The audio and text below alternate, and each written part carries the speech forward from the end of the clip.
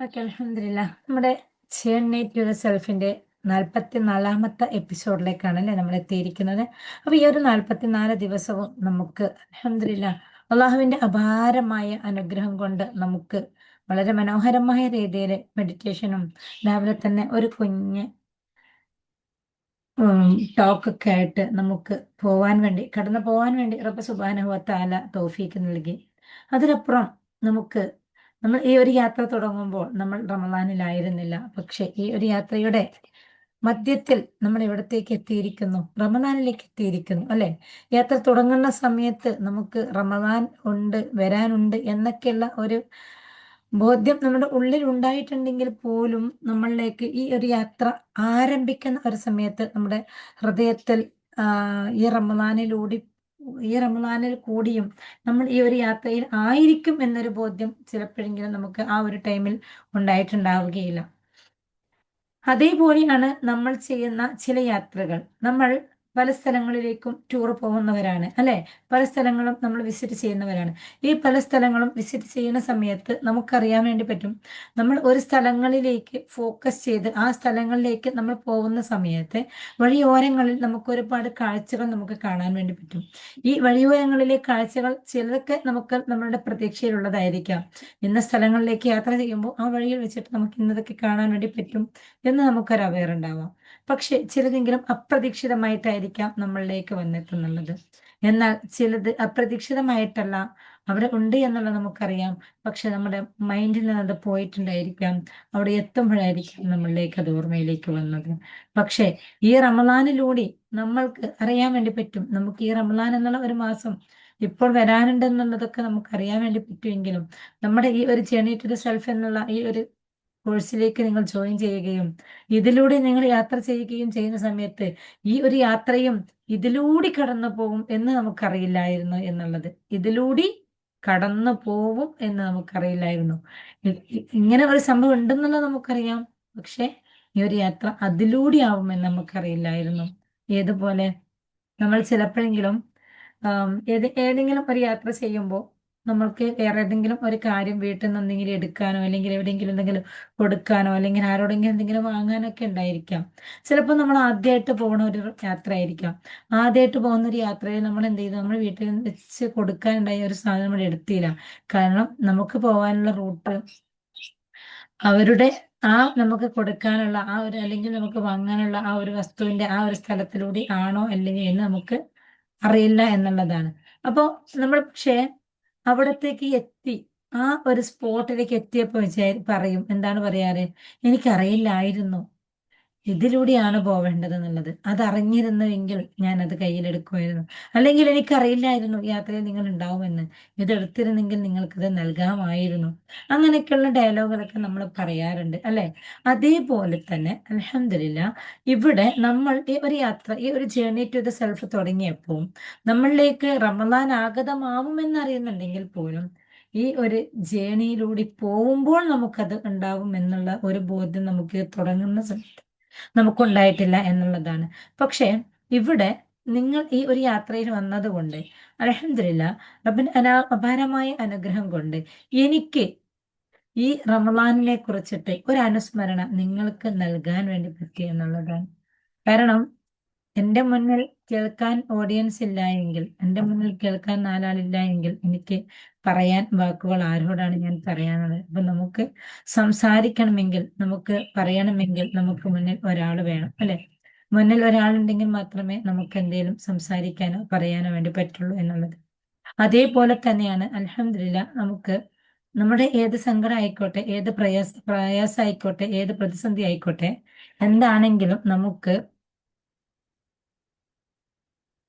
നമ്മുടെ ഏത് പ്രതിസന്ധിയും പ്രയാസങ്ങൾ ആണെങ്കിൽ പോലും നമുക്ക് അത് പറയാൻ നമ്മുടെ മുന്നിൽ ഒരാൾ ഉണ്ട്. നമ്മുടെ മുന്നിൽ ഒരാൾ നമ്മൾക്കത് പറയാനോ ഉണ്ട് എന്നുള്ള ഒരു ബോധ്യം നമുക്കുണ്ടെങ്കിൽ മാത്രമായിരിക്കും നമ്മുടെ ജീവിതത്തിന് നമുക്ക് വളരെ മനോഹരമാക്കിയിട്ട് മുമ്പോട്ട് കൊണ്ടുപോകാൻ വേണ്ടി പറ്റുക എന്നുള്ളത്. അങ്ങനെ നമുക്ക് എല്ലാവർക്കും അറിയാം, നമ്മുടെ മുന്നിൽ നമുക്ക് പറയാനായിട്ട് നമ്മുടെ മുന്നിൽ നമുക്ക് ഒരാളുണ്ട് എന്നുള്ളത് അല്ലെ? നമ്മുടെ മുന്നിൽ നമുക്ക് പറയാനും നമുക്ക് സംസാരിക്കാനും നമുക്കൊരാളുണ്ട്. ആരാണ്? നമ്മുടെ റബ്ബ് അല്ലെ? നമ്മുടെ റബ്ബ് നമ്മുടെ പ്രതിസന്ധികളും നമ്മുടെ ബുദ്ധിമുട്ടുകളും പറയാനും നമ്മുടെ ഏത് അവസ്ഥകൾ പറയാനും നമുക്ക് നമ്മുടെ മുന്നിൽ നമ്മുടെ റബ്ബുണ്ട്. പക്ഷേ നമ്മൾക്ക് നമ്മുടെ പ്രതിസന്ധികൾ വരുന്ന സമയത്ത്, നമ്മുടെ പ്രയാസങ്ങൾ വരുന്ന സമയത്ത്, നമ്മുടെ സങ്കടങ്ങൾ വരുന്ന സമയത്ത് നമുക്ക് നമ്മുടെ റബ്ബിനോട് ചിലപ്പോൾ അത് പറയേണ്ട രീതിയിൽ നമുക്ക് പറയാൻ പറ്റുന്നില്ല എന്നുള്ളതാണ്. എന്തുകൊണ്ടാണ് നമുക്ക് നമ്മുടെ റബ്ബിനോട് പറയേണ്ട രീതിയിൽ അത് പറയാൻ വേണ്ടി പറ്റാത്തത്? നമുക്ക് പല സന്തോഷങ്ങളും നമുക്ക് നമ്മുടെ ഇലാഹ് നമുക്ക് നൽകിക്കൊണ്ടിരിക്കുന്നുണ്ട്. പല ആനന്ദവും നമുക്ക് റബ്ബ് നൽകിക്കൊണ്ടിരിക്കുന്നുണ്ട്. ഇങ്ങനെ പല സന്തോഷവും നമുക്ക് റബ്ബ് നൽകുന്നുണ്ടെങ്കിൽ ഈ കിട്ടിയ സന്തോഷങ്ങളൊന്നും നമുക്ക് പലപ്പോഴും റബ്ബിനോട് പറയാൻ, നമുക്ക് വേണ്ട വിധത്തിൽ പറയാൻ നമ്മൾ അവെയർ ആവുന്നില്ല.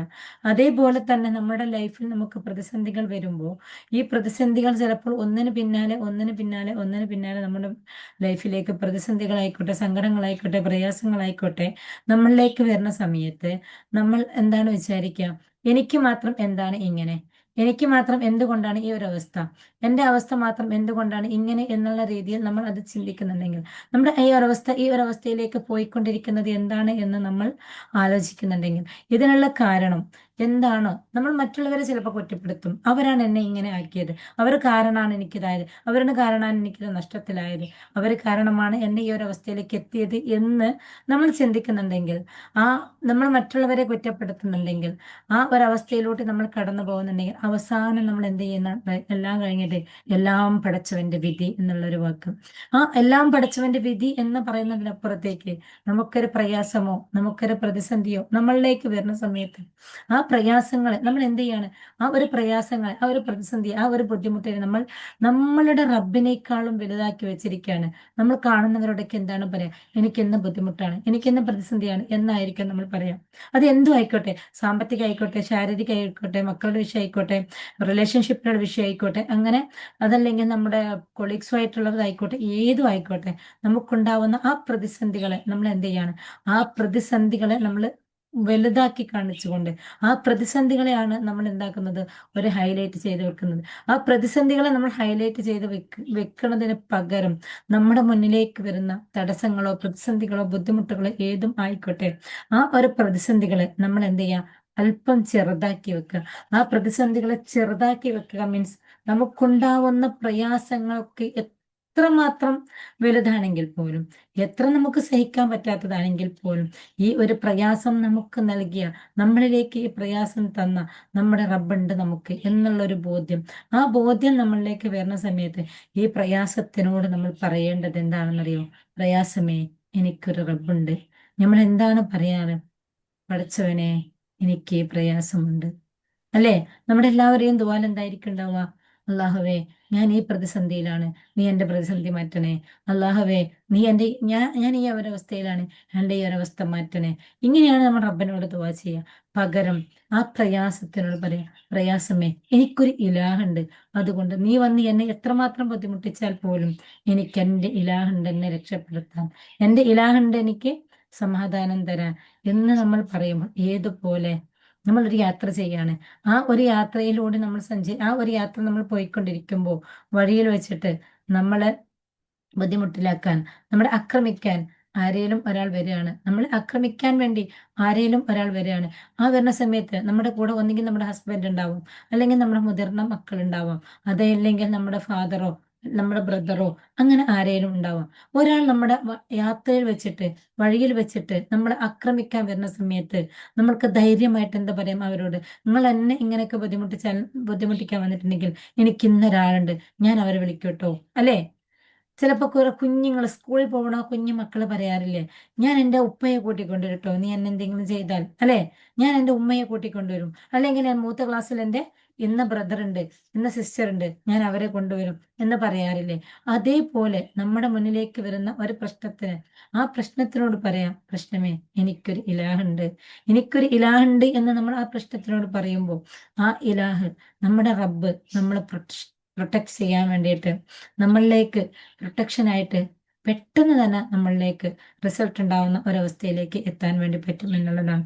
അപ്പൊ അതുകൊണ്ട് ആ ഒരു യാത്രയിൽ നമ്മൾ എവിടെ നിന്നാണ് തുടങ്ങിയത്? നമ്മുടെ ഒരു യാത്ര, ആ ഒരു യാത്ര നമ്മൾ പോകുന്ന സമയത്ത് ഈ ഒരു യാത്രയുടെ ആ അവസ്ഥയിൽ, ആ ഒരു യാത്രയുടെ ആ ഒരു അവസ്ഥയിൽ നമ്മൾക്ക് മുൻകൂട്ടിയിട്ട് നമുക്ക് അറിയുന്നില്ലെങ്കിൽ പോലും ഇവിടെ വരുന്ന സമയത്ത് ഇന്ന ആൾ അവിടെ ഉണ്ടായിരുന്നു അല്ലേ, ഞാനത് അറിയില്ലായിരുന്നു അല്ലേ എന്ന് നമുക്ക് ആ സമയത്ത് അറിയുന്നതിനേക്കാളും അപ്പുറത്തേക്ക് ഞാൻ പോകുന്ന ഈ ഒരു യാത്ര, എൻ്റെ ഈ ഒരു ജേണി, ഈ ഒരു ജേണിയിൽ കൂടി ഞാൻ സഞ്ചരിക്കുന്ന സമയത്ത് ഞാൻ എവിടെ പോകുന്നുണ്ടെങ്കിലും, ഞാൻ ഏത് അവസ്ഥയിലാണെങ്കിലും, ഏത് സാഹചര്യത്തിലാണെങ്കിൽ പോലും, ഞാൻ എങ്ങനെ പോയാലും എനിക്ക് എൻ്റെ റബ്ബിന്റെ പ്രൊട്ടക്ഷനിൽ ഉണ്ടാവും എന്നുള്ളൊരു ബോധ്യം എന്റെയും നിങ്ങളുടെയും ഉള്ളിലുണ്ടെങ്കിൽ നമുക്ക് നമ്മുടെ മുന്നിൽ വരുന്ന ഏത് പ്രയാസമായിക്കോട്ടെ, ഏത് സങ്കടം ആയിക്കോട്ടെ, ഏത് പ്രതിസന്ധി ആയിക്കോട്ടെ, നമുക്ക് ഒന്നുമല്ലാത്തൊരവസ്ഥയിൽ നമുക്കതിനെ സ്വീകരിക്കാൻ വേണ്ടി പറ്റും.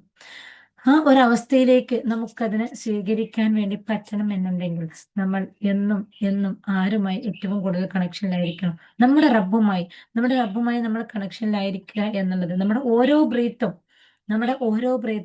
റബ്ബിൽ നിന്നുള്ള ആ ഒരു കണക്ഷനെ വീണ്ടും വീണ്ടും വീണ്ടും നമ്മളിലേക്ക് ഒന്നും കൂടി ഊട്ടി ഉറപ്പിക്കാൻ വേണ്ടി, റബ്ബിൽ നിന്ന് ആ ഒരു കണക്ഷൻ എന്ന് വിച്ഛേദിക്കുന്നുവോ അന്ന് നമ്മൾ ഈ ഭൂമിയിൽ ഇല്ലാതാവുന്ന ഒരവസ്ഥയിലേക്ക് എത്തിപ്പെടും. നമുക്കറിയാൻ വേണ്ടി പറ്റും, നമുക്ക് ഭക്ഷണമില്ലാതെ, വെള്ളമില്ലാതെ നമ്മൾ ദിവസങ്ങളോളം, മാസങ്ങളോളം നമുക്ക് ജീവിക്കാൻ പറ്റുമെങ്കിലും ശ്വാസമില്ലാതെ നമുക്ക് മിനിറ്റുകൾ മാത്രമായിരിക്കും നമുക്ക് ജീവിക്കാൻ വേണ്ടി പറ്റുക. ആ ബ്രീത്ത് ഇല്ലാതെ, ആ ബ്രീത്ത് ഇല്ലാതെ നമുക്ക് മിനിറ്റുകൾ മാത്രമായിരിക്കും നമുക്ക് ഈ ഭൂമിയിൽ നിലനിൽക്കാൻ വേണ്ടി പറ്റുക, അല്ലെ? അപ്പൊ ആ ബ്രീത്ത് ഇല്ലാതെ നമുക്ക് മിനിറ്റുകൾ മാത്രം നമുക്ക് ഈ ഭൂമിയിലേക്ക് നിലനിൽക്കാൻ പറ്റുന്നുണ്ട് എങ്കിൽ, ആ നിലനിൽക്കാൻ പറ്റുന്നതാണെങ്കിൽ അവിടെ അത് പടച്ചവനിൽ നിന്നുള്ള ആ ഒരു കണക്ഷനാണ്. ആ ഒരു ബ്രീത്ത് എന്ന് പറയുന്നത് നമ്മുടെ റബ്ബിൽ നിന്നുള്ള ആ ഒരു കണക്ഷൻ എന്ന് വിച്ഛേദിക്കുന്നവോ അതോടുകൂടി നമ്മൾ ഈ ഭൂമിയിൽ നിന്ന് ഇല്ലാതാവുകയാണ്. അതുകൊണ്ട് നമുക്ക് ഓരോ സെക്കൻഡുകളിലും റബ്ബിലേക്ക് അടുത്തുകൊണ്ട്, റബ്ബിലേക്ക് ഫോക്കസ് ചെയ്തുകൊണ്ട് നമുക്ക് നിൽക്കാൻ വേണ്ടി റബ്ബ് തൗഫീഖ് ചെയ്യട്ടെ, ഇൻഷാ അല്ലാ. അപ്പം ഇത്രയും സമയം കേട്ടതും പറഞ്ഞതും ഒരു സ്വാലിഹായ അമലാക്കി അള്ളാഹ് സ്വീകരിക്കട്ടെ, ഇൻഷാ അല്ലാ. എന്തെങ്കിലും സംശയം ഉണ്ടെങ്കിൽ ചോദിക്കാം, അല്ലെങ്കിൽ നമുക്ക് വൈൻഡപ്പ് ചെയ്യാം.